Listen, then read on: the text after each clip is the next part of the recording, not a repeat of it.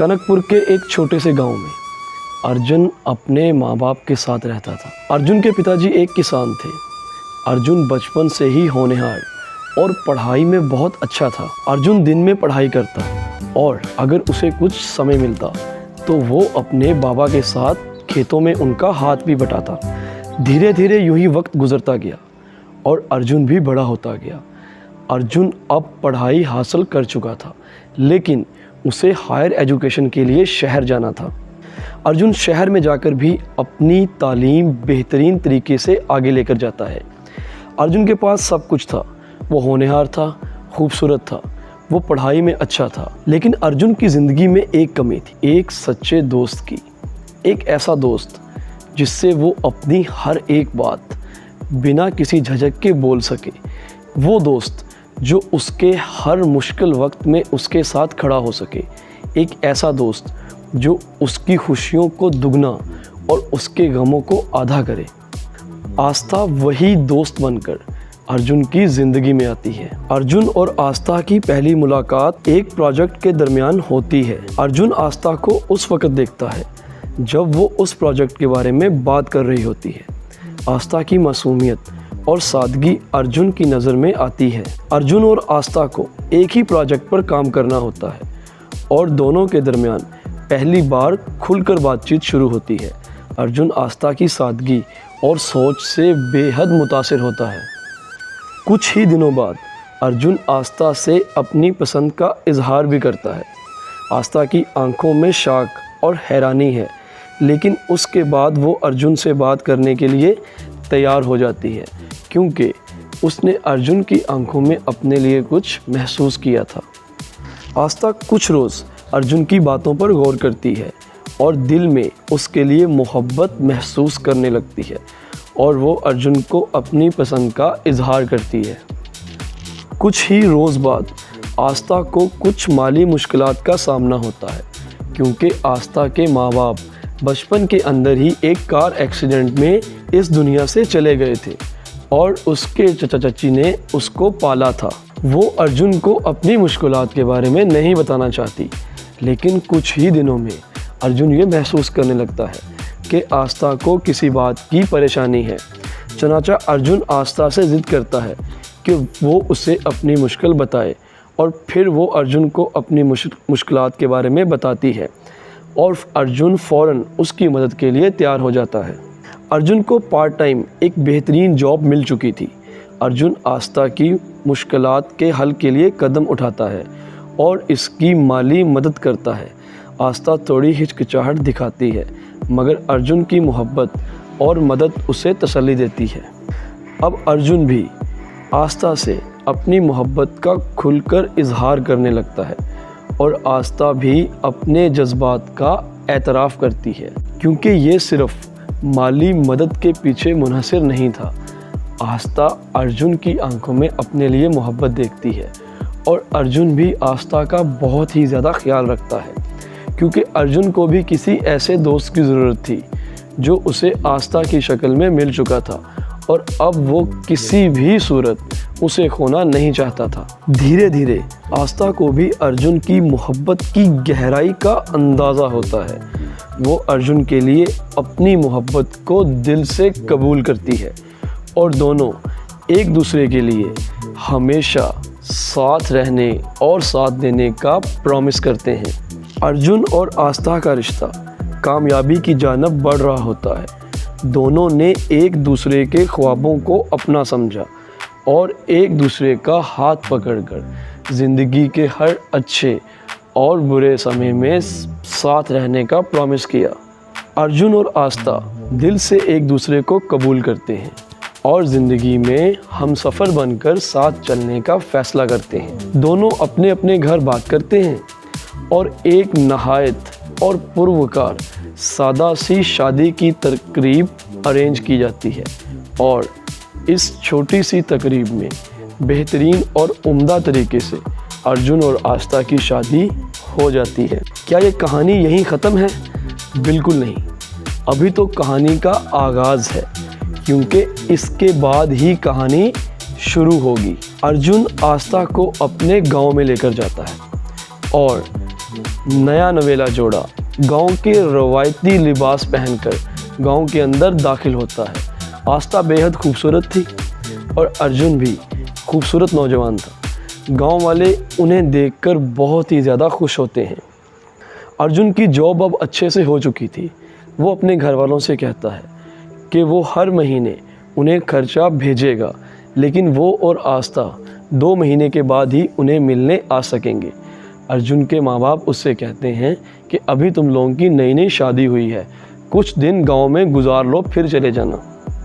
आस्था को गांव का खूबसूरत और सादा रीति रिवाज बेहद भाता है और वो अर्जुन की माँ के साथ घर के कामों में हाथ बटाती है, बल्कि उसे घर के काम करने का बेहद शौक़ था क्योंकि वो शहर में पली बढ़ी थी और गांव की ताज़ा और ख़ूबसूरत आबो हवा उसे बेहद पसंद आती है। वो अर्जुन के लिए खेतों में खाना लेकर जाती है और दोनों वहां बैठकर सुकून से खाना खाते हैं। अर्जुन के साथ मिलकर गाय भैंस को चारा और पानी देती है। आस्था थी तो शहर की पढ़ी लिखी लड़की, लेकिन उसे गांव का ये माहौल बेहद पसंद था और वो इस माहौल में बहुत खुश थी।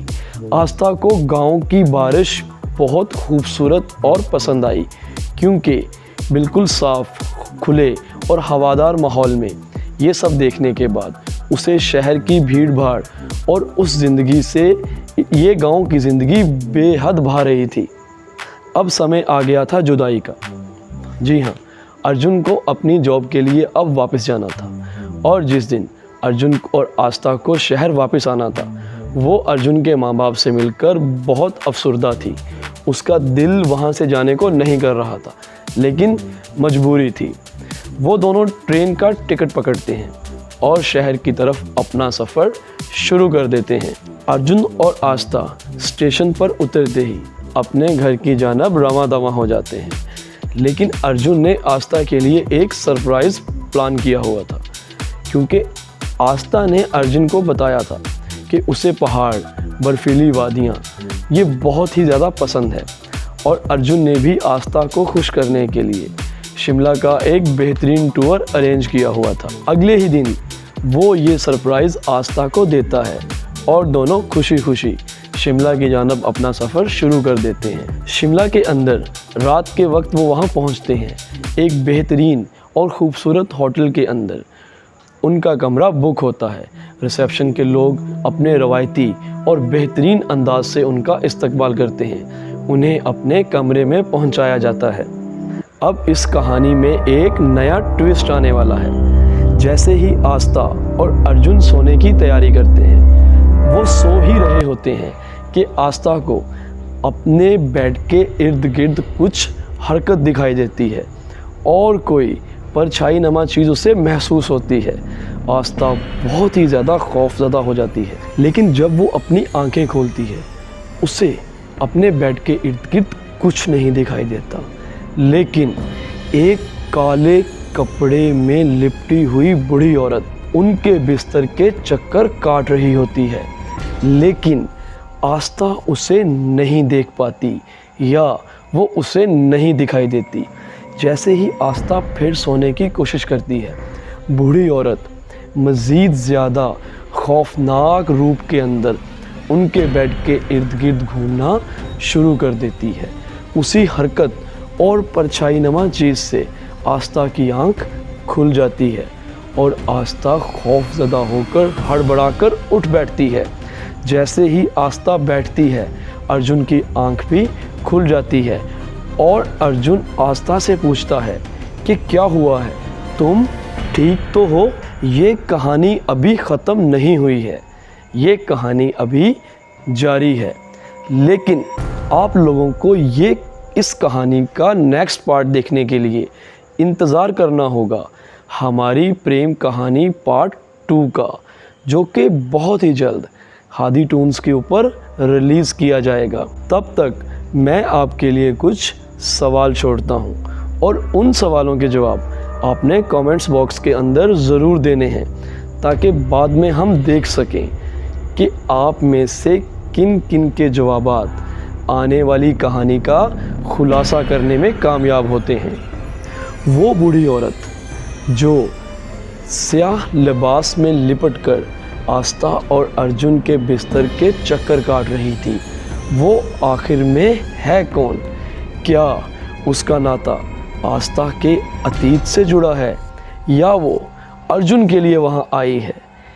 और अगर इन दोनों में से कोई बात नहीं, तो क्या आस्था और अर्जुन किसी बिन बुलाए मेहमान की तरह उसके घर में घुस आए हैं? इन तीनों कंडीशंस में से क्या कंडीशंस हो सकती है और आने वाली कहानी में इसका क्या इंजाम हो सकता है, ये देखने के लिए आप लोगों को वेट करना होगा इस कहानी के सेकंड पार्ट का। अगर आप लोगों ने इस वीडियो को यहाँ तक वॉच किया है तो पॉसिबिलिटी है कि आपको कुछ ना कुछ पसंद आई होगी, और अगर आपको पसंद आई हो तो हमारे इस चैनल को लाइक, सब्सक्राइब और शेयर कर दीजिए। बेल आइकन को प्रेस करना ना भूलिए ताकि आपको हमारी नई आने वाली वीडियोस के नोटिफिकेशंस मिलते रहें। तब तक के लिए मुझे और मेरी पूरी टीम को हादी टून से इजाज़त दीजिए। बहुत ही जल्द आपसे फिर मुलाकात होगी एक नई वीडियो के साथ, और इस कहानी के सेकंड पार्ट को रिलीज़ करने से पहले हादी टून्स पर इसका टीज़र जारी किया जाएगा, तो वो देखना ना भूलिएगा। Thank you so much.